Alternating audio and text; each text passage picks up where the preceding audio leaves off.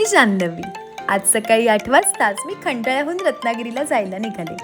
तासाभरातच रत्नागिरीत पोचल्यावर आजच्या ब्राईडच्या हेअरस्टाईलसाठी लागणारी फ्रेश फुलं घेतली। आजचं लोकेशन होतं रत्नागिरीतील बालाजी मंगल कार्यालय।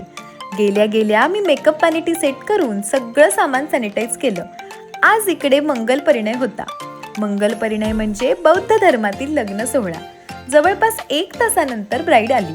तर ही आहे आजची ब्राईड सारिका आणि तिचा बिफोर लुक। सध्या मे महिन्याचा प्रचंड उन्हाळा असल्यामुळे मी अशा थर्मासमधून ब्राईडसाठी बर्फ आठवणीने घेऊन येते, कारण हॉलमध्ये बर्फ अवेलेबल होत नाहीत आणि मेकअप करण्यापूर्वी चेहऱ्यावर जर बर्फ फिरवला ना तर मेकअप विदाऊट एसी सुद्धा छान टिकतो।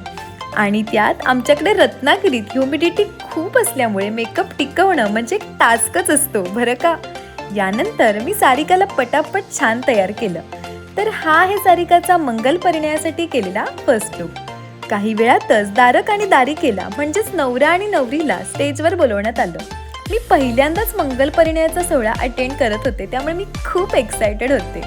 दारक आणि दारिकेने गौतम बुद्ध आणि डॉक्टर बाबासाहेब आंबेडकरांच्या प्रतिमेला वंदन केल्यानंतर प्रार्थना झाली। मग साक्षगंध म्हणजेच अंगठी एकमेकांना घालण्याचा कार्यक्रम पार पडला। यानंतर आणखी एक प्रार्थना झाली आणि मग जय मंगलाष्टका म्हटल्या गेल्या। दारक दारिकेने एकमेकांच्या गळ्यात पुष्पहार घातल्यावर मंगल परिणयाचा सोहळा संपन्न झाला।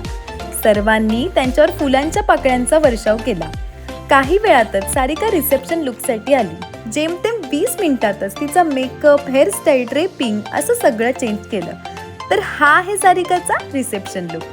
सारिकाला माझं वर्क कसं वाटलं हे आता आपण तिच्याकडूनच ऐकूया। हा, खूप छान होता। दोन्ही लुक मध्ये छान होते, व्हाईट शरारावरचे सुद्धा आणि शालूवरचे सुद्धा। I am so happy. Thank you so much Janhavi. Thank you. तुम्हाला कसं वाटलं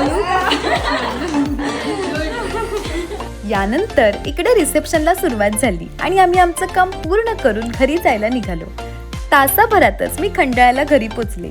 तर आजचे सारिकाचे दोन्ही लुक्स तुम्हाला कसे वाटले हे मला कमेंट्समध्ये सांगायला विसरू नका हा। तर असा होता आजचा माझा वर्क डे। भेटूया नेक्स्ट व्लॉगमध्ये। बाय।